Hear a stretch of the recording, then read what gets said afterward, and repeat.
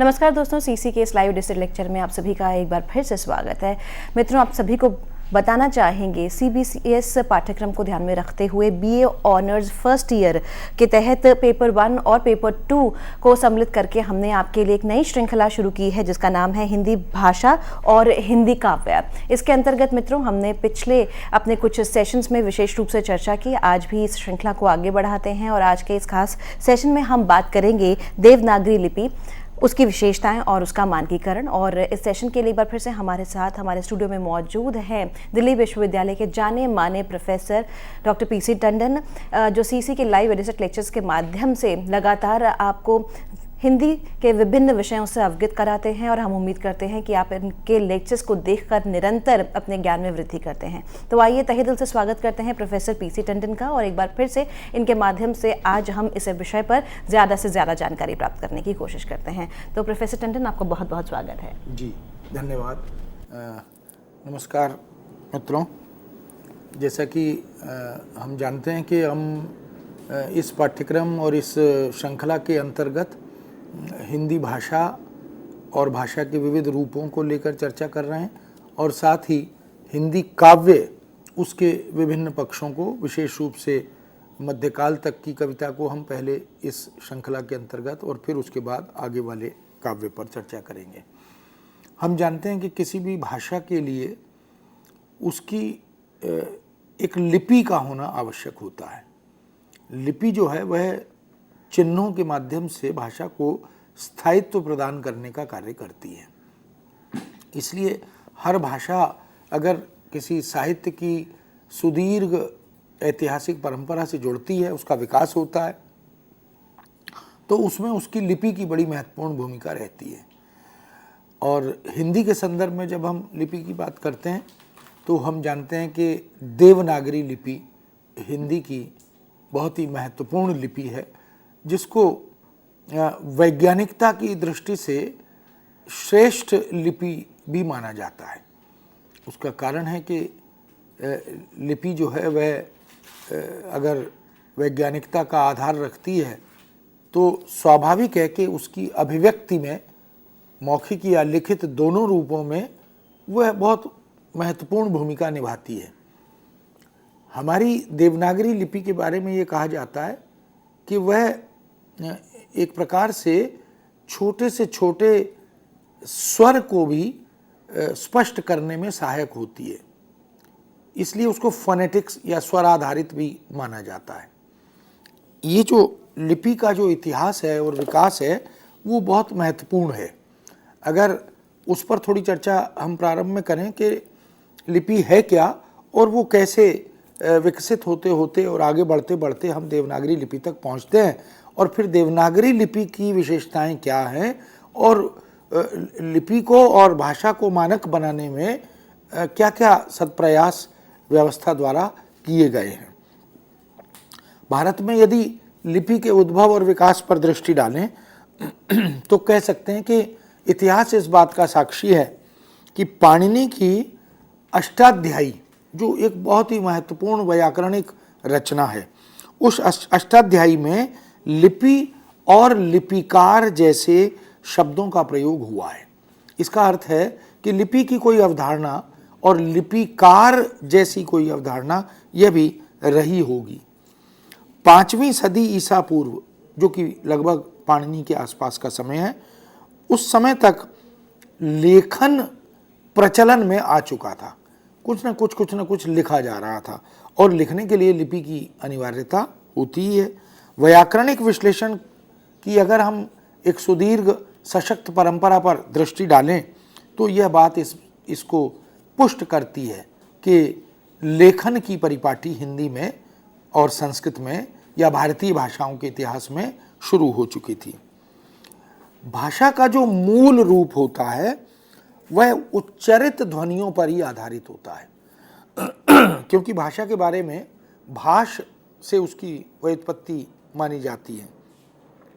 ये ध्वनियाँ काल और स्थान की दृष्टि से अनेक सीमाओं के बंधन में बंधी रहती हैं।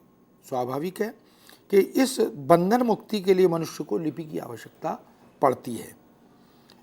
इसीलिए लिपि इन ध्वनियों को रेखाओं या चिन्हों द्वारा व्यक्त करने का एक सशक्त और साथ ही स्थिर साधन भी बन जाती है, क्योंकि लिपि जो है वो भाषा को स्थायित्व देती है, स्थिरता प्रदान करती है।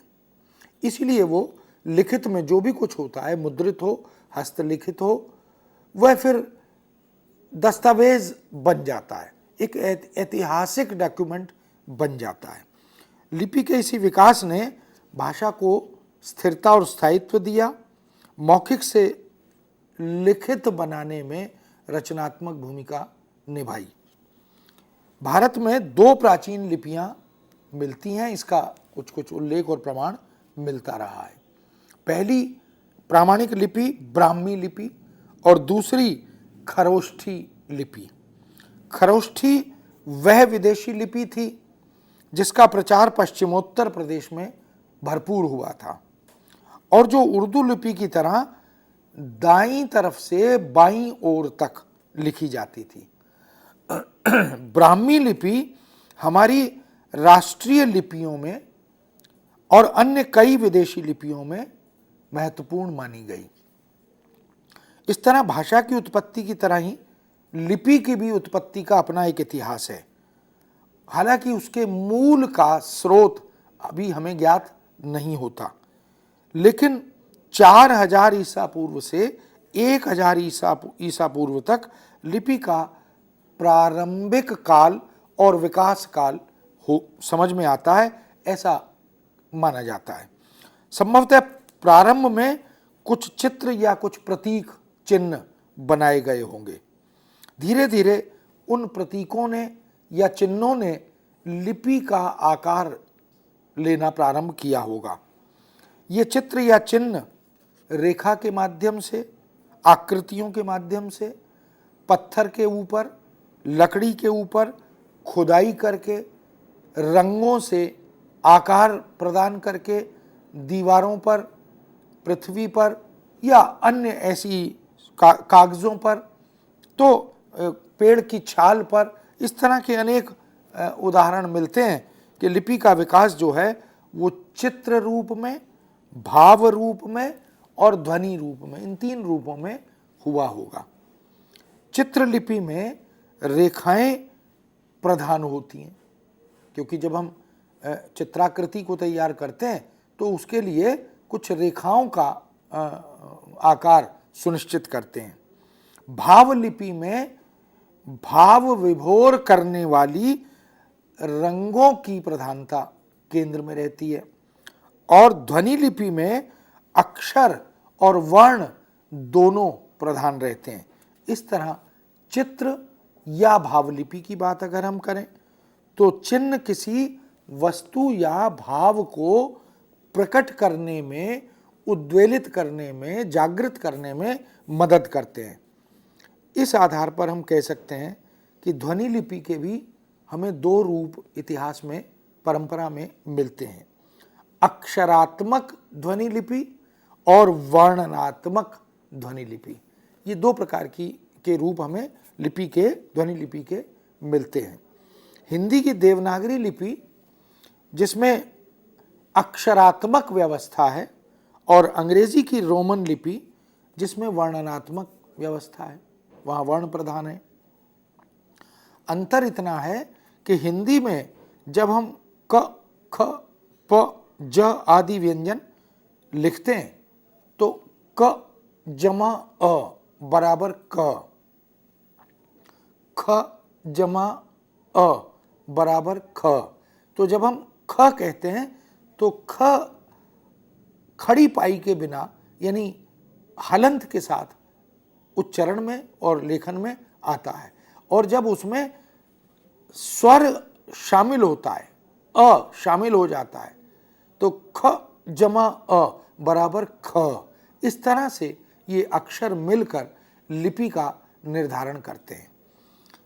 अस्वर अलग से हम लिखते नहीं, लेकिन उस अक्षर के साथ मिलकर वह उसे जब निर्मित करता है तो व्यंजन के जुड़ने से उसी में उसकी समाहिति हो जाती है।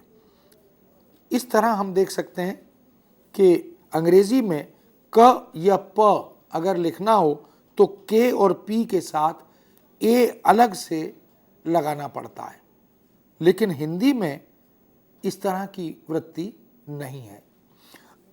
बंगला, गुजराती, अरबी, फारसी आदि भी इसी तरह की अक्षरात्मक लिपियां हैं, इसीलिए इनको बहुत वैज्ञानिक लिपि माना जाता है। जब हम लिपि के दोष रहित होने पर विचार करते हैं तो कोई लिपि ऐसी नहीं होगी जो दोष रहित हो। रोमन लिपि को आदर्श लिपि कहा तो जाता है, किंतु दोष वहाँ भी है, क्योंकि सी, क्यू, के ये तीनों ही क ध्वनि के लिए प्रयुक्त होने वाली लिपियाँ हैं, लिपि चिन्ह हैं। इस तरह से हम देख सकते हैं कि लिपि का एक क्रमिक ऐतिहासिक विकास है और धीरे धीरे वह मानकीकरण की ओर, प्रामाणिकता की ओर बढ़ती चली जाती है। जैसे किसी भी भाषा के विषय में भी हम कहते हैं कि वह बोली से उपबोली, उपबोली से बोली, फिर उपभाषा, फिर भाषा, फिर मानक भाषा, इस तरह से आगे बढ़ती है। समयानुसार, संदर्भ के अनुसार, विषय वस्तु के अनुसार उसमें धीरे धीरे संवर्धन, परिवर्तन, संशोधन आदि होते चले जाते हैं। देवनागरी का संबंध ब्राह्मी लिपि से है, जैसा कि हमने पहले भी चर्चा की। विद्वज्जनों का, भाषाविदों का ऐसा मानना है कि गुजरात के नागर ब्राह्मणों द्वारा विशेष रूप से प्रयोग में लाने के कारण इसे नागरी कहा गया। गुजरात में नागर ब्राह्मण मिलते हैं, आज भी उनका उल्लेख है। एक अन्य मत भी है जो ये कहता है कि प्रमुख रूप से नगरों में प्रचलित होने के कारण ही इसे नागरी लिपि कहा गया। कुछ भाषाविद ऐसा भी मानते हैं कि काशी देवनगर रहा है, इसलिए देवनागरी शब्द का प्रयोग प्रचार में या प्रचलन में आ गया, किंतु स्पष्ट यह कर पाना कठिन है कि वास्तविक आधार नामकरण का क्या है, क्योंकि कोई प्रामाणिक स्रोत या उल्लेख हमें इसकी वास्तविकता का ज्ञात नहीं हो पाता है। अगर भाषा के संदर्भ में लिपि की उपादेयता पर भी थोड़ी चर्चा करें तो यह कहना गलत ना होगा कि लिपि के बिना भाषा अधूरी है। किसी भी भाषा को जब साहित्य से समझा देखा जाना जाता है तो उसके लिए उसका लिपिबद्ध होना आवश्यक होता है। बिना लिपि के बहुत सी भाषाएं समाप्त हो जाती हैं, उनका एक स्थायित्व, एक स्थिरता बनी नहीं पाती है। इसलिए आदिम युग में जब प्रारंभ में मनुष्य केवल मौखिक रूप से बोलता, उच्चारण करता था, लिखता नहीं था, तो उस साहित्य का कोई प्रामाणिक आधार हमें मिलता नहीं था। संस्कृति के विकास के साथ साथ लेखन की परंपरा भी शुरू हुई। पहले मनुष्य ताड़ के पत्तों पर, ताड़ का वृक्ष है, उसके पत्ते जो बहुत बड़े आकार के होते हैं उस पर लिखता था। भोजपत्र आदि पर भी लिखने की परंपरा इतिहास में हमें मिलती है। कुछ लोग गीली मिट्टी और पत्थरों पर भी लिखते थे। कुछ संस्कृतियों में, देश में अनेक संस्कृतियां हैं, तो कुछ सांस्कृतिक संदर्भों को जब हम अध्ययन करते हैं तो हमें ऐसा भी प्रमाण मिलता है कि कुछ जगह धातुओं पर, धातु पटलों पर लिखने की परंपरा भी विद्यमान रही है। इस तरह लिखना वास्तव में कोई सरल कार्य नहीं था, लेकिन धीरे धीरे इस कठिन कार्य को भी सरल बनाया गया। इसमें साधना, श्रम और एक सृजनात्मक कल्पना, इन सब ने मिलकर काम किया। बहुत कम भाषाएं संसार में हैं जिनकी अपनी एक मजबूत वैज्ञानिक लिपि है। मध्य युग में कागज का उत्पादन और छपाई यानी मुद्रण, इसकी एक परंपरा शुरू हुई और धीरे धीरे लिखने का व्यापक प्रचार होने लगा। अब हम धीरे धीरे यह भी यत्न करने लगे कि अगर मुद्रण हो रहा है, लेखन हो रहा है, लिपि से भाषा को स्थायित्व दिया जा रहा है, तो शिक्षण की दिशा में, पठन पाठन की दिशा में इसमें भी प्रयास रचनात्मक होने लगे। इस तरह भाषाएं लेखन से जुड़ गईं, मुद्रण से जुड़ गईं, गति और प्रगति से जुड़ गईं और अब मौखिक और लिखित दो रूपों में भाषा समाज में आ गई। तो किसी भी सभ्य, सुसंस्कृत और विकसित समाज को मूल्यांकित करने का एक आधार भाषा और भाषाओं की लिपियां, इनका अध्ययन भी होता है। लिपि का सबसे महत्वपूर्ण गुण है विचार को समय तक सीमित न रख के समय से आगे ले जाना, क्योंकि लिपिबद्ध जब विचार हो जाते हैं तो फिर वह कालजयी हो जाते हैं, वह काल से ऊपर निकल जाते हैं। हम बोलते हैं, बात वहीं समाप्त हो जाती है, लेकिन जब हम उसे लिखते हैं तो वह वहीं समाप्त नहीं होती, वह एक स्थायी दस्तावेज बन जाती है, उसमें एक स्थिरता और स्थायित्व का बोध आ जाता है। लिखे हुए अक्षर ध्वनि की तरह श्रवण के बाद मिट नहीं जाते, विस्मृत नहीं हो जाते। आप अपने विचारों को खुद लिखित रूप में आज, कल, आने वाले समय में कभी भी पढ़ भी सकते हैं, समझ भी सकते हैं, विस्मृति के गर्त में भी नहीं जाते। और हम यह भी अध्ययन कर सकते हैं कि हम 10 साल पहले कैसा लिखते सोचते थे और आज हम कैसा लिखते और सोचते हैं। यही कारण है कि लिपि ने भाषा को अत्यधिक व्यवस्थित बना दिया। अगर यह भी कहें कि बोलचाल की भाषा और लिखित भाषा के स्वरूप में अंतर भी लिपि नहीं पैदा किया। मौखिक भाषा वह अनौपचारिक भी हो सकती है, वो व्यवस्था विहीन भी हो सकती है, यह आवश्यक नहीं कि उसमें व्याकरणिक कोई व्यवस्था कार्य करे। लेकिन जब लिपिबद्ध होकर भाषा लिखित रूप में आती है तो वह व्याकरणिक व्यवस्था के तहत ही आगे बढ़ती है, गतिशील होती है। तो लिपि ने उसे व्यवस्था भी प्रदान कर दी। इस तरह भाषा चिंतन का एक विकासात्मक क्रम भी लिपि के माध्यम से हिंदी जगत, भाषा जगत के सामने आ गया। लिपि से भाषा और भाषा के माध्यम से कहे हुए विचार सुरक्षित रह जाते हैं, धरोहर बन जाते हैं। इसलिए पुराने ज़माने की सैकड़ों असंख्य रचनाएं आज भी सुरक्षित हैं। संस्कृत की, पाली की, प्राकृत की, अपभ्रंश की या और पारंपरिक जो साहित्य, तमाम भारतीय भाषाओं का साहित्य हम देख सकते हैं। हिंदी में भी ब्रज भाषा, अवधी भाषा, मैथिली भाषा, भोजपुरी आदि, इनके सबके कवियों द्वारा लिखित अथाह अपार सामग्री हमारे पास उपलब्ध है, क्योंकि वो लिखित रूप में हमारे समक्ष आ जाती हैं। इस तरह पीढ़ी दर पीढ़ी विचारों को आगे बढ़ाने में लिपि की भूमिका बड़ी महत्वपूर्ण है। मानव का विकास जैसे जैसे होता है, गति जैसे जैसे बढ़ती है, वैसे वैसे लिपि की आवश्यकता बढ़ती चली जाती है और अपेक्षा अनुसार लिपि में परिवर्तन, संशोधन भी होते चले जाते हैं।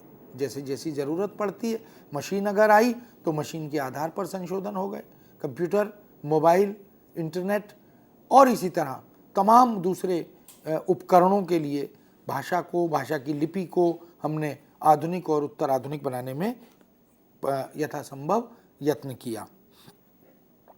इस तरह लिपि के कारण हम सांस्कृतिक विरासत को भी बचा सकते हैं, उसका विस्तार कर सकते हैं, उसका प्रसार कर सकते हैं। लिपि के माध्यम से हम संप्रेषण को भी आगे बढ़ाते हैं। यदि हम मौखिक रूप से कुछ उच्चारित करते हैं, बोलते हैं, तो अधिक से अधिक कुछ सैकड़ों, हजारों लोग सुन सकते हैं। लेकिन अखबार, पत्र, पत्रिका, पुस्तक या लिखित दस्तावेज, कोई भी फाइल पर भी हम लिखते हैं, पत्र आदि भी लिखते हैं, तो असंख्य लोग और युग युगांतर तक लोग उनको पढ़ते हैं। यही कारण है हम कालिदास को भी आज पढ़ रहे हैं, भवभूति को भी आज पढ़ रहे हैं, भाव कवि को, भास कवि को भी हम पढ़ रहे हैं। इसी तरह हिंदी के, संस्कृत के आदिकाल, मध्यकाल, आधुनिक काल, इन कवियों, लेखकों, रचनाओं, चिंतकों, विचारकों का साहित्य, दार्शनिकों का साहित्य, हम उसका अध्ययन अध्यापन कर रहे हैं, शिक्षण कर रहे हैं, शोध आदि के क्षेत्र में भी उनका उपयोग कर रहे हैं, पांडुलिपियों के रूप में भी उनको बहुत महत्वपूर्ण भूमिका के साथ स्वीकार कर रहे हैं। तो ये सारी स्थितियां इसके साथ जुड़ जाती हैं, जो कि बड़ी महत्वपूर्ण है। इस तरह हम देखते हैं कि जो देवनागरी है वह हिंदी की एक बड़ी विश्वविख्यात वैज्ञानिक लिपि है, और इस देवनागरी लिपि के वैज्ञानिक रूप को जब हम विभाजित करते हैं तो वर्णमाला के साथ उसको विभाजित करके देखते हैं। उसमें कुछ स्वर हैं, कुछ व्यंजन हैं, जिनकी चर्चा अभी हम करेंगे। इस तरह भारत की प्रधान लिपि अगर कोई है, बल्कि जैसे हम राजभाषा या राष्ट्र ध्वज आदि की बात करते हैं, तो ऐसे राजलिपि अगर कोई देश में है, भारत में है, तो वह देवनागरी है। और देवनागरी क्योंकि बहुत महत्वपूर्ण लिपि है, वैज्ञानिक लिपि है और फोनेटिक लिपि है, तो उसकी निश्चित रूप से अपनी कुछ विशेषताएं, अपनी कुछ महत्वपूर्ण बिंदु जो जरूर उल्लेख में आने चाहिए। ऐसा सामान्यतः देखा जाता है कि हर लिपि की अपनी कुछ विशेषताएं होती हैं, लेकिन देवनागरी की जब हम बात करते हैं तो देवनागरी वर्णात्मक लिपि है, वर्ण आधारित अधिकांशतः, लेकिन व्यंजन के पूर्ण रूप में कोई और स्वर न लगा हो तो ह्रस्व अ उसमें स्वतः ही जुड़ता है। देवनागरी लिपि में 14 स्वर और 35 मूल व्यंजन हैं। ये जो भारत सरकार ने लिपि का मानकीकरण भी किया है, उस लिपि के मानकीकरण का एक लीफलेट भी केंद्रीय हिंदी निदेशालय के माध्यम से निकाला गया है। वहाँ पर स्वरों को अलग से, व्यंजनों को अलग से, मात्रा बोध को अलग से दिखाया भी गया है। हम उनकी साइट पर भी इसको देख सकते हैं, और यह प्रचार साहित्य, प्रचार सामग्री उपलब्ध है, हम उसको हासिल भी कर सकते हैं। इस तरह संयुक्त व्यंजन क्ष, त्र और ज्ञ ये अलग अस्तित्व रखते हैं। संयुक्त व्यंजन तो हैं, लेकिन संयुक्त रूप में ही लिखे जाएंगे, ऐसी भी एक स्थिति निर्धारित है। और देवनागरी में स्वर और व्यंजनों का वर्गीकरण पूरी तरह वैज्ञानिक पद्धति से किया गया है। स्वर की ह्रस्वता और दीर्घता में आकृति का कुछ कुछ अंतर भी किया गया है, जैसे अ, आ, इ, ई, उ, ऊ, ये ह्रस्व और दीर्घ। ह्रस्व से अर्थ अभिप्राय है जिसमें समय कम लग रहा है। यहाँ पर जिसको हम हिंदी में मात्रा कहते हैं, वो मात्रा क्वांटिटी नहीं है, यहाँ मात्रा समय है। तो जिस वर्ण का, व्यंजन का उच्चारण करते हुए, लेखन करते हुए कम समय लग रहा है वह ह्रस्व है, और जिसमें अधिक समय लग रहा है वह दीर्घ है। इसको ऐसे भी समझ सकते हैं, जब हमें यह भ्रम होने लगता है कि ह्रस्व और दीर्घ का भेद कैसे करें, उसकी परख या पहचान कैसे करें, तो कह सकते हैं जैसे कुल और कूल, कीमत और किधर। तो हम देख रहे हैं कि दोनों शब्दों का उच्चारण करते हुए ये बात स्पष्ट हो रही है कि कुल में कम समय लग रहा है और कूल में अधिक समय लग रहा है।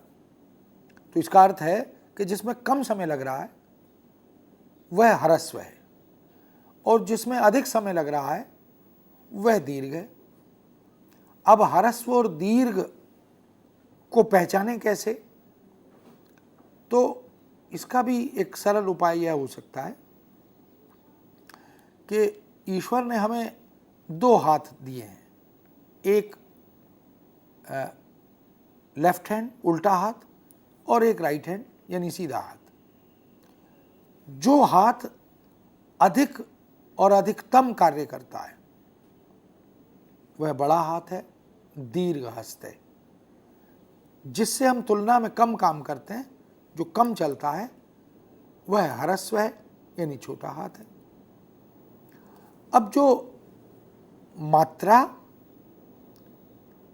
राइट साइड से लगेगी और राइट साइड को ही जाएगी, यानी सीधे हाथ की तरफ से लगेगी और सीधे हाथ की तरफ ही जाएगी, वह दीर्घ है।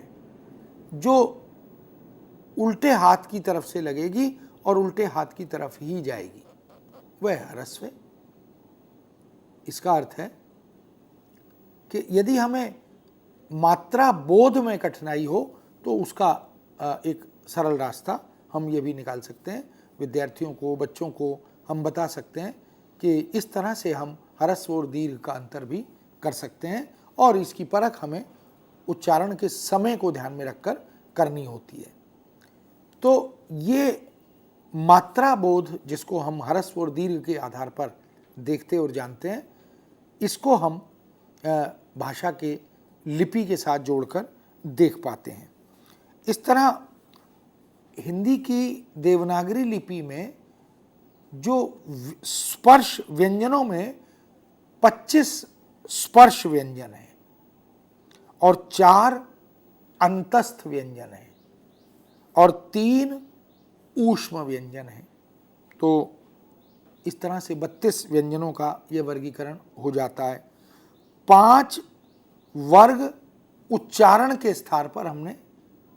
स्थान के आधार पर हमने बनाए हैं और इसी को हम वैज्ञानिकता का एक बड़ा सशक्त आधार मानते भी हैं।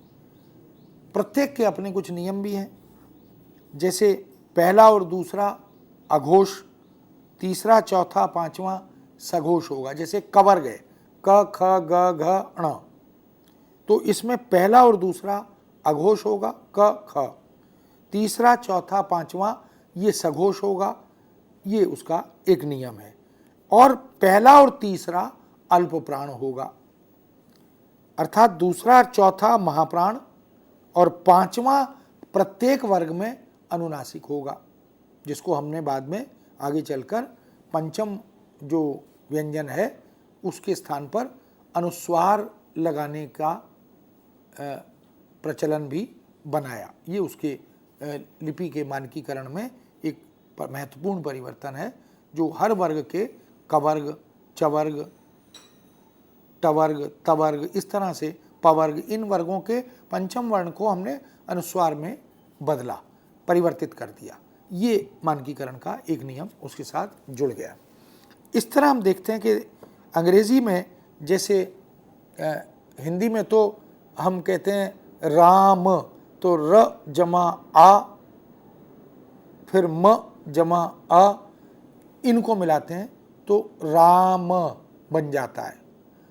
और अंग्रेजी में बहुत सारी चीज़ें जिनको हम साइलेंट मानते हैं, जैसे नाइफ, तो के उच्चारण में नहीं आता।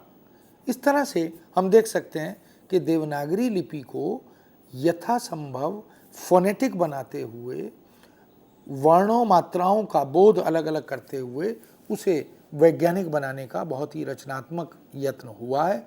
और मशीन की दृष्टि से, इलेक्ट्रॉनिकल जो इंस्ट्रूमेंट्स हैं, उपकरण हैं, उनकी दृष्टि से भी, शिक्षण अध्ययन आदि की दृष्टि से भी यह लिपि बहुत वैज्ञानिक है और इसका एक अपना क्रमिक विकास है। और आने वाले समय में भी हम मानकीकरण के तहत समय समय पर अपेक्षा अनुसार परिवर्तन करते चले जा रहे हैं। तो यह आज लिपि के विकास को लेकर, देवनागरी लिपि के स्वरूप को लेकर थोड़ी चर्चा हमने की और हम लिपि के मानकीकरण के विषय में भी आगे बात करेंगे। आज इस चर्चा को यहीं विराम देते हैं। धन्यवाद, नमस्कार।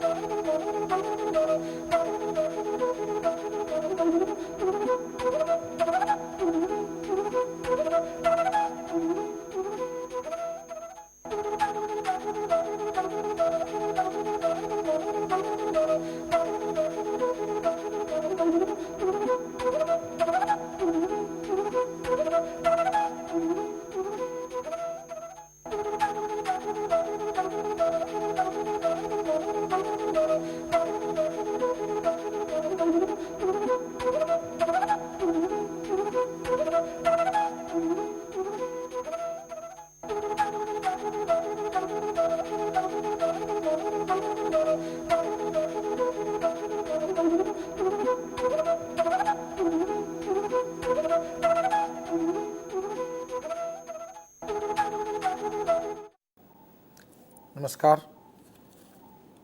भाषा के मानकीकरण की अपनी एक प्रक्रिया होती है और लिपिबद्ध भाषा में यह मानकीकरण समय समय पर संभव भी होता है और उसके लिए प्रयास भी होते रहते हैं। जब हम भाषा के विकास की बात करते हैं तो स्वाभाविक है कि आधुनिकीकरण, जिसको हम कहते हैं मॉडर्नाइजेशन, यह भाषा का भी होता है, लिपि का भी होता है, होना भी चाहिए। अगर भाषा का आधुनिकीकरण नहीं होगा तो भाषा समाप्त हो जाएगी। प्रयोक्ता का यदि आधुनिकीकरण होता है तो फिर प्रयुक्त की जाने वाली भाषा का भी आधुनिकीकरण स्वाभाविक क्रिया है। हम समय सापेक्ष शब्दों को आयात करते हैं। यह आयात करने की प्रक्रिया देश विदेश की भाषाओं से, बोलियों से और ज्ञान विज्ञान के आधुनिकीकरण से स्वाभाविक होती है, चलती रहती है। इस दृष्टि से हम देख सकते हैं कि अगर जिस भाषा का विकास और जिस भाषा की लिपि का विकास और मानकीकरण नहीं होता, वह भाषा खतरे में पड़ जाती है। कबीर ने, जो कि हिंदी के मध्यकालीन कविता के बहुत ही बड़े संत कवि हैं, निर्गुण काव्य परंपरा के प्रवर्तक भी माने जाते हैं, उन्होंने उस युग में ये बात कही थी, कबीरा संस्कृत कूप जल भाषा बहता नीर। संस्कृत जैसी भाषा भी कूप जल बन के रह गई, कुएं का पानी। और भाषा की विशेषता क्या है कि वह अजस्र गति से बहने वाली नदी की तरह होती है। इसका मतलब है कि उसमें समय सापेक्ष संवर्धन, संशोधन, परिवर्तन, विकास, ये सब चलता रहता है, चलना चाहिए। और लिपि आदि के चिन्हों में, वर्ण व्यवस्था आदि में, मात्रा आदि में भी ये आधुनिकीकरण चलता रहता है और चलना चाहिए, क्योंकि ये उसकी पहचान है। और लोक जीवन में तो कहा भी जाता है कि 5 कोस पर पानी बदले 7 कोस पर बानी। तो भाषा में ये परिवर्तन, भाषा में यह भिन्नता, यह स्वाभाविक बात है। जब हम बात मानकीकरण की करते हैं तो ऐसा प्रतीत होता है कि मानक करने का मतलब है उसे एक रूप बनाकर गतिहीन कर देना। ऐसा है नहीं। मानकीकरण के साथ भी भाषा का विकास होता है, गति बढ़ती है। किसी भी सभ्य समाज के लिए, सुसंस्कृत व्यवस्था के लिए भाषा की, शिष्ट भाषा की आवश्यकता पड़ती है। उसके पूरे देशवासियों में उस भाषा को एक रूपता के साथ पढ़ा, सुना, देखा जाता है, जाना चाहिए। हम पत्र पत्रिकाओं में, रेडियो, टेलीविज़न या शिक्षा सामग्री में, पाठ्य पुस्तकों में, शोध ग्रंथों में, देश के किसी भी राज्य में, किसी भी क्षेत्र में, किसी भी कोने में बैठकर यदि हम हिंदी को या किसी भी एक भाषा को जो मानक रूप वाली है उसको पढ़ते, प्रयोग करते हैं, तो उसकी यूनिफॉर्मिटी यानी एक रूपता यह भी होनी चाहिए।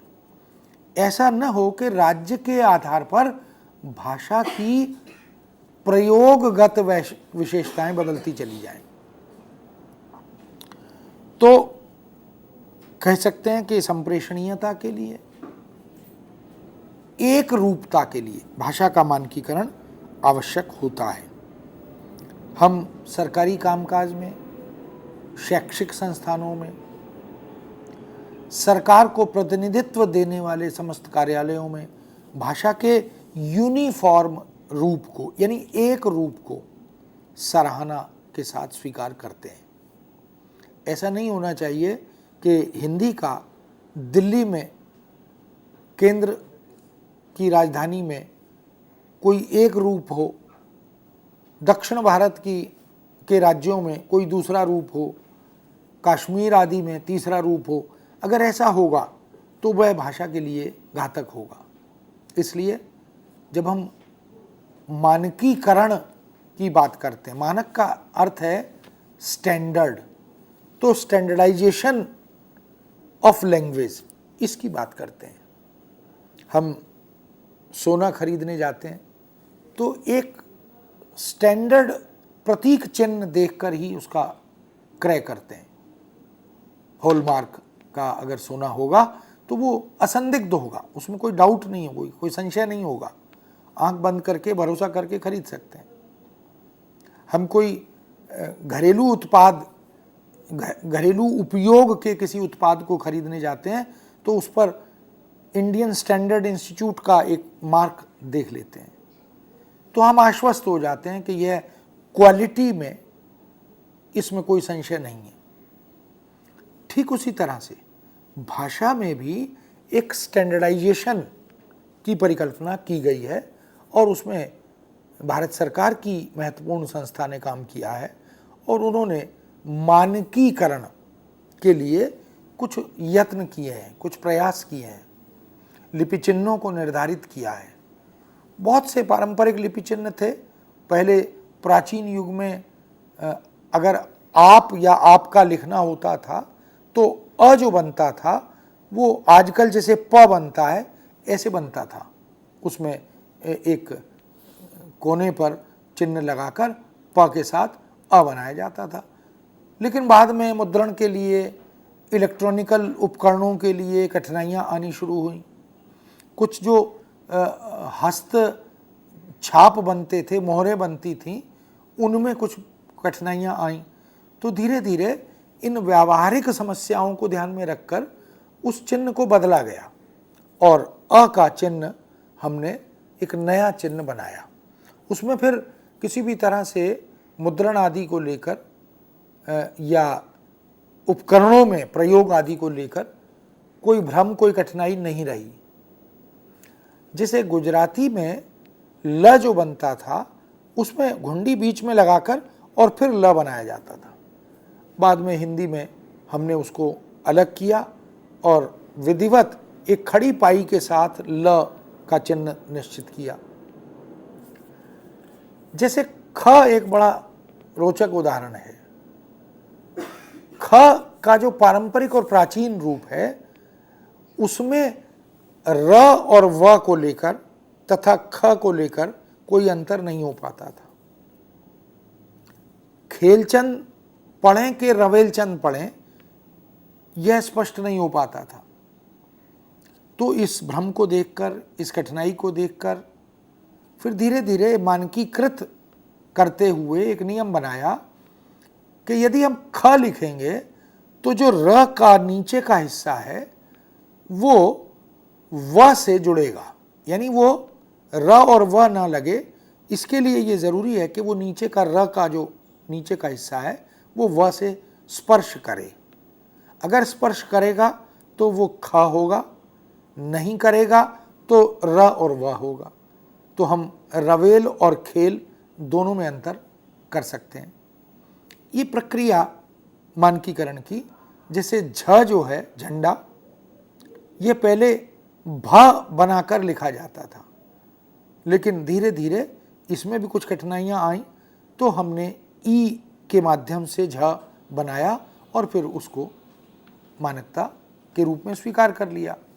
तो ऐसे मानकीकरण के कुछ नियम बनाए गए, लिपि को लेकर, वर्तनी को लेकर, चिन्हों को लेकर। जहाँ जहाँ भ्रम थे, भले ही वो मुद्रण को लेकर थे, भले ही वो रबर स्टैंप आदि को लेकर थे, कंप्यूटर, मोबाइल या मशीन आदि को लेकर थे, उन सब का निवारण किया। और निवारण करते हुए इस आधुनिकीकरण की प्रक्रिया से लिपि का और भाषा का मानकीकरण करते हुए उसके कुछ नियम भी निर्धारित कर दिए। उन नियमों की भी संक्षिप्त चर्चा अभी मैं आपसे करना चाहूँगा, लेकिन ये मानना चाहिए कि एक हिंदी या एक तमिल, तेलुगु, गुजराती, मराठी, कोई भी हम देख सकते हैं, भाषा एक है, प्रयोग के स्तर पर वह बदल जाती है। एक शिक्षक के रूप में, एक पिता के रूप में, एक मित्र के रूप में, एक पति के रूप में हम एक ही हिंदी का अलग तरह से प्रयोग करते हैं। अपने मित्रों में जिस भाषा में बात करते हैं, अपने गुरुजनों में, पितृजनों में उस भाषा में बात नहीं कर सकते। तो ये जो अंतर आता है, यह इस बात का साक्षी है कि भाषा प्रयोग धर्मी होते ही भिन्न रूपी हो जाती है। लेकिन लिखित रूप में हमें औपचारिक और अनौपचारिक का अंतर करते हुए भाषा के साथ यह देखना होता है कि उसका वस्तुतः कौन सा रूप मानक है, कौन सा मानक नहीं है। जैसे कुछ प्रयोग हम देख रहे हैं जिनमें कोई विकल्प होता ही नहीं है। अंग्रेजी का शब्द है, मान लीजिए पेंसिल, पेन, तो पेंसिल और पेन को हम पेंसिल और पेन ही कहेंगे मौखिक लिखित किसी भी रूप में। चलिए, तो चलिए में कोई विकल्प नहीं है, लेकिन कुछ लोगों ने लेखन में स्वरांत ए, चलिए में ए लगेगा जो स्वर है, लेकिन अज्ञानता से बचने के लिए, मात्रा बोध में भ्रम होने के कारण कुछ लोग चलिए में या लिखकर ए लगा देते हैं। इससे उन्हें यह निश्चित होता है कि या में तो ए लगेगा ही, और ए अगर हम लिख रहे हैं तो ए पर मात्रा लगेगी कि नहीं लगेगी, इस भ्रम से बचने के लिए वो ए ना लगाकर या और ए कर देते हैं।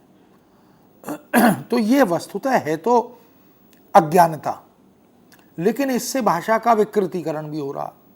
कुछ लोग सुविधा के कारण, कुछ लोग अवांछित आधुनिकता के कारण इस तरह की बात कर देते हैं, लेकिन यह उचित नहीं है। मानकीकरण का अपना एक नियम है और उस नियम के तहत हम बहुत सारी चीज़ों को देख सकते हैं। जैसे कुछ प्रयोग, तुम्हें वहाँ जाना चाहिए, और इसका कुछ लोग प्रयोग कर देते हैं तुम्हारे को वहाँ जाना चाहिए।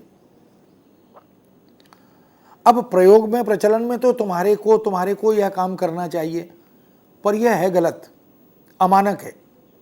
इसलिए हमें पारंपरिक विधि संगत, न्याय संगत, व्याकरण संगत प्रयोग करना चाहिए। जैसे हमसे, और इसके स्थान पर प्रयोग करते हैं हमारे से। हमारे से यह काम नहीं होगा, यह गलत प्रयोग है। हमसे यह काम नहीं होगा, हमसे यह अपेक्षा मत कीजिए, इस तरह के प्रयोग होंगे तो ठीक है। तो तुम्हें हमसे कीजिए, कीजिए नहीं, कीजिए ए स्वरांत, करिएगा, कीजिएगा, तो कीजिएगा ठीक होगा, न कि करिएगा। कुछ लोग करिएगा का प्रयोग भी कर रहे हैं। मैंने यह कार्य नहीं किया, यह प्रयोग ठीक है, लेकिन भिन्न भिन्न भाषा भाषियों के परस्पर दुष्प्रभाव से भी कुछ गलत प्रयोग चल निकलते हैं। जैसे मैंने यह कार्य नहीं करा, कुछ लोग कहते हैं करा, तो करा प्रयोग ठीक नहीं है, मैंने यह कार्य नहीं किया। तो ये जो मानकता है, मानकता माने एक प्रतिमान है, एक स्टैंडर्ड है भाषा का, उस स्टैंडर्ड को, उस प्रतिमान को ध्यान में रखकर ही भाषा का प्रयोग हमें करना चाहिए। अन्यथा सरलीकरण के नाम पर, अज्ञानता को छिपाने के नाम पर हम भाषा को थोड़ा विकृत भी कर देते हैं। फिर क्या होता है कि लिखित में ये चीज़ें चल निकलती हैं।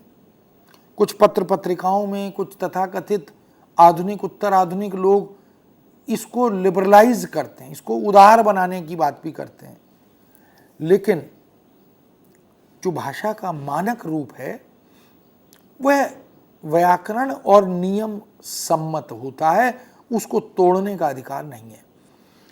सामान्य प्रयोग और असामान्य प्रयोग, दो प्रकार के प्रयोग होते हैं।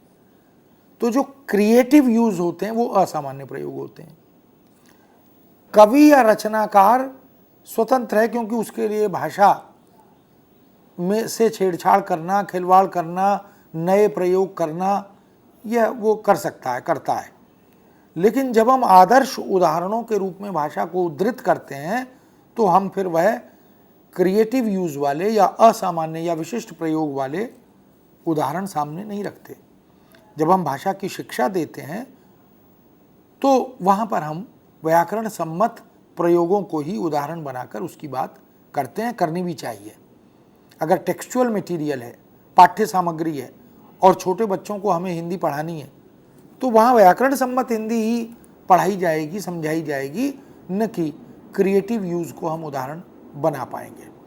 इसलिए मित्रों, मानक हिंदी की या मानक भाषा की जब हम बात करते हैं तो कह सकते हैं कि किसी भी सभ्य समाज, राज्य, देश की प्रतिनिधि भाषा को, उस सर्वमान्य रूप को, वह रूप जो सर्वमान्य रूप है, मानक भाषा या आदर्श भाषा कह सकते हैं, जिसका प्रयोग वहाँ के शिक्षित वर्ग द्वारा, सभ्य शिष्ट समाज द्वारा, पढ़े लिखे पत्रकार, शिक्षक आदि द्वारा साहित्यिक, व्यापारिक, वाणिज्यिक, कार्यालयी, सामाजिक, सांस्कृतिक, प्रशासनिक आदि कार्यों में एक रूपता के साथ, एक यूनिफॉर्मिटी के साथ किया जाता है।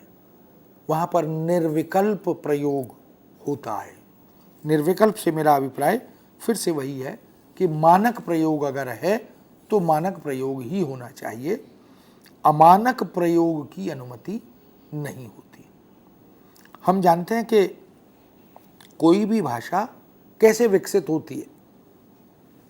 किस प्रदेश की भाषा, समतल क्षेत्र की भूमि भाषा जो है वो जल्दी विकसित होती है, क्योंकि वहाँ पर पर्यटन खूब होता है, आवागमन खूब होता है, व्यापार होता है, आवागमन की सुख सुविधाएं होती हैं, क्योंकि वाहन होते हैं, सड़कें होती हैं, बहुत लोगों का आना जाना है तो भाषा का विकास भी होने लगता है।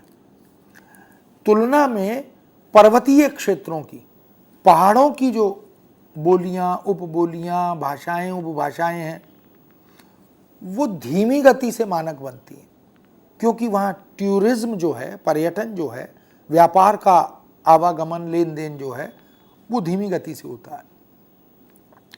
तो जहाँ इंटरेक्शन ज़्यादा होगा, संवाद ज़्यादा होगा, पठन लेखन ज़्यादा होगा, शिक्षण आदि की सुख सुविधाएं ज़्यादा होंगी, वहाँ भाषा का विकास जल्दी होगा।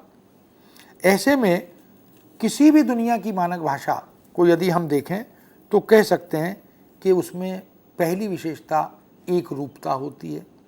यानी अगर उसके कुछ मानक शब्द बने हुए हैं, वो अवधारणात्मक शब्द हों या सामान्य शब्द हों, तो वह एक रूप प्रयोग ही होना चाहिए। कौन सा शब्द कहाँ पर सटीक सार्थक होगा, क्यों होगा, इसको समझते हुए उसका प्रयोग किया जाना चाहिए। प्रयोग बाहुल्य होना चाहिए, यानी उसके जो प्रयोक्ता हैं वो बहुत होते हैं, लेकिन अलग अलग मातृभाषाओं के लोग भी मानक भाषा का प्रयोग एक ही रूप के साथ करें। वो अपनी भाषा को सम्मिश्रित करके अपनी मातृभाषा के प्रभाव से ग्रस्त होकर उसका प्रयोग न करें, चाहे वो उच्चारण की बात हो या लेखन की बात हो। जैसे कुछ स्थलों पर श को स को श भी उच्चारण किया जाता है। अगर उच्चारण गलत होगा तो लेखन भी गलत होगा। तो हमें यथासंभव कोशिश करनी चाहिए कि अपनी व्यक्तिगत क्षेत्रीय सीमाओं से बाहर निकलकर किसी भी मानक भाषा का प्रयोग मानक रूप में ही करना चाहिए, क्योंकि वह भाषा के लिए भी और राष्ट्र के लिए, प्रयोक्ता समाज के लिए भी समुचित होता है। और कोई भी मानक भाषा मौखिक और लिखित दोनों रूपों में हो, व्याकरण सम्मत होनी चाहिए। कोई भी मानक भाषा अपने आप में परिपूर्ण होनी चाहिए, उसको बाद में किसी संपुष्टि की आवश्यकता किसी अन्य उद्धरण से, शब्द से न हो। एक ऐतिहासिक परंपरा से संपन्न मानक भाषा होती है, होनी चाहिए, और बोधगम्य जरूर होनी चाहिए, क्योंकि मानक भाषा अगर प्रयोक्ता समुदाय को समझ में नहीं आएगी तो वह भी उसके लिए खतरा बन जाएगा। इसीलिए जो बात कबीर ने कही थी कि कबीरा संस्कृत कूपजल भाषा बहता नीर, तो भाषा वह है जो कलकल करती हुई नदी की तरह बहती चलती है, बढ़ती चलती है और समय सापेक्ष तमाम चीज़ों को समाविष्ट करती हुई, आत्मसात करती हुई आगे बढ़ती चलती है। यही उसकी बोधगम्यता का लक्षण भी है।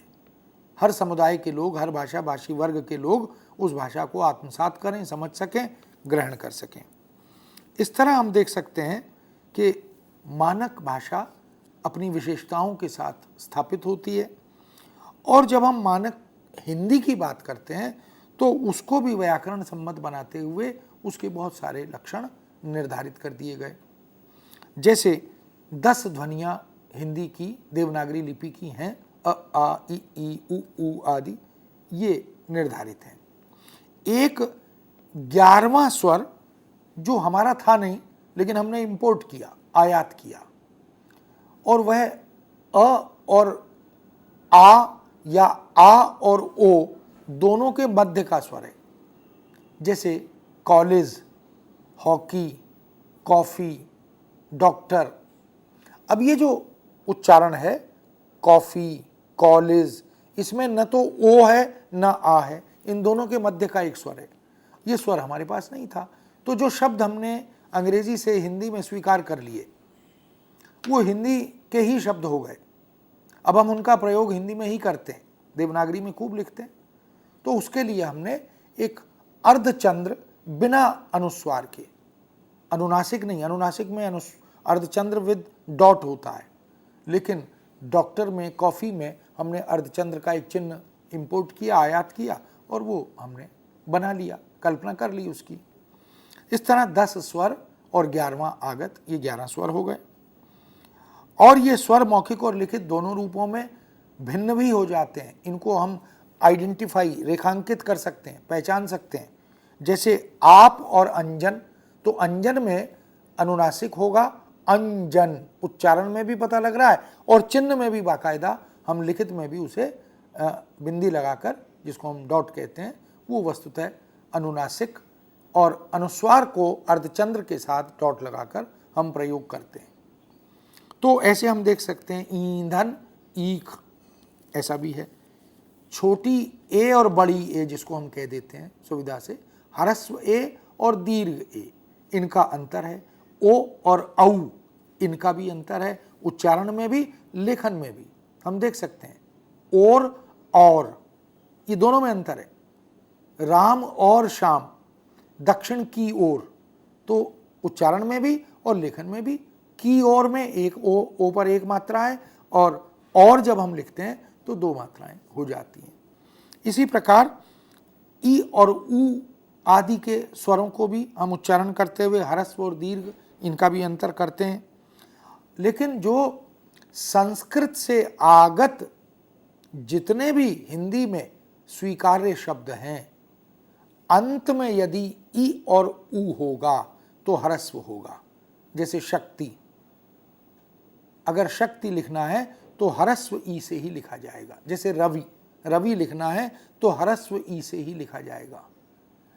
इसी तरह अगर उ अंत में आ रहा है तो ह्रस्व उ से ही, जैसे वस्तु, जैसे कटु, तो हम ह्रस्व उ से ही उसको लिखेंगे। तो जो संस्कृत से आगत शब्द हैं, अगर वो अंत में ई और उ से जुड़े हुए हैं तो हम उनको ह्रस्व से ही उसका प्रयोग करते हैं। अलोप का भी प्रावधान मानक हिंदी में किया गया है। जैसे आप कहाँ जा रहे हैं, तो उत्तर में हम कह सकते हैं घर।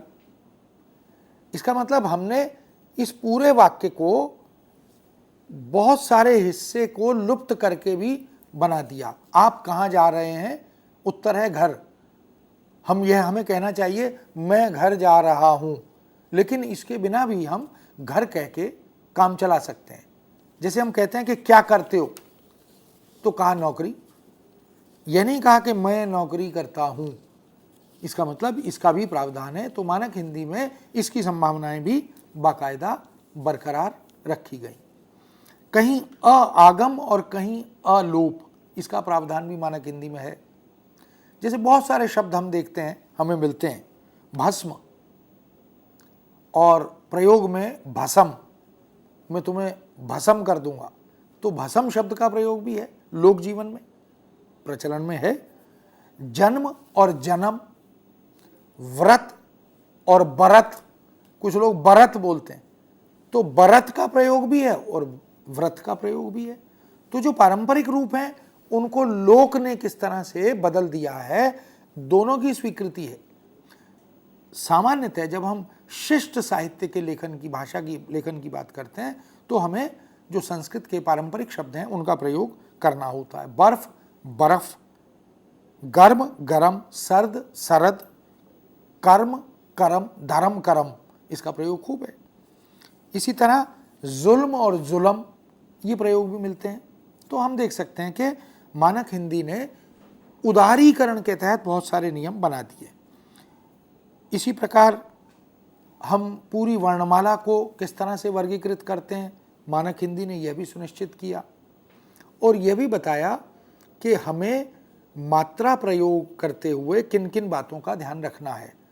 तो भारत सरकार ने केंद्रीय हिंदी निदेशालय के माध्यम से जिस मानक वर्तनी का निर्माण किया उसमें अनुस्वार, अनुनासिक आदि का प्रयोग कहाँ होगा, नुक्ते का प्रयोग जो उर्दू से आगत शब्द हैं उनका प्रयोग कैसे और क्यों ज़रूरी है, यह भी निर्धारित कर दिया। तो ये मानकीकरण की जो प्रक्रिया है वह इस बात की ओर हमें ले जाती है। तो मित्रों, इस तरह से हम देख सकते हैं कि यह लिपि का मानकीकरण, फिर लिपि से लिखित भाषा और भाषा का मानकीकरण, यह एक पूरी प्रक्रिया है जिसे हमें विधिवत समझना चाहिए। तो आज हम इस विषय को यहीं विराम देते हैं, अगली बार नए विषय के साथ उपस्थित होंगे। नमस्कार, धन्यवाद। और इसी के साथ हम धन्यवाद देना चाहते हैं प्रोफेसर पीसी टंडन को। और मित्रों, हम यही चाहते हैं कि आप अपनी प्रतिक्रियाएं, अपने सुझाव, अपने प्रश्न ज़रूर हमारे साथ साझा करें। हमारी ईमेल आईडी है info.cc@nic.in। आप सभी से पुनः मुलाकात होगी, तब तक के लिए आप सभी को नमस्कार। नमस्कार। नमस्कार।